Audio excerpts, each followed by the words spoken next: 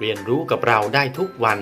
ทางช่องสนุกเรียนรู้เพียงกดติดตามกดไลค์กดแชร์เท่านี้ท่านก็จะไม่พลาดการเรียนรู้ดีๆในคลิปต่อไปแล้วล่ะครับ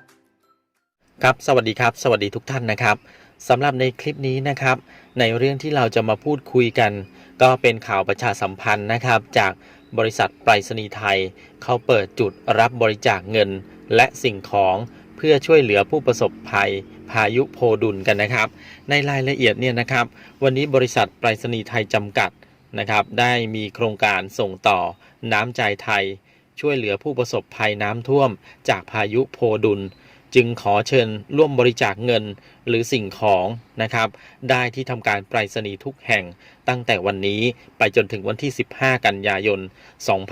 2562นะครับและก็พร้อมเป็นผู้ขนส่งสิ่งของช่วยเหลือให้หน่วยงานที่ต้องการส่งสิ่งของไปในพื้นที่ผู้ประสบภัยนะครับ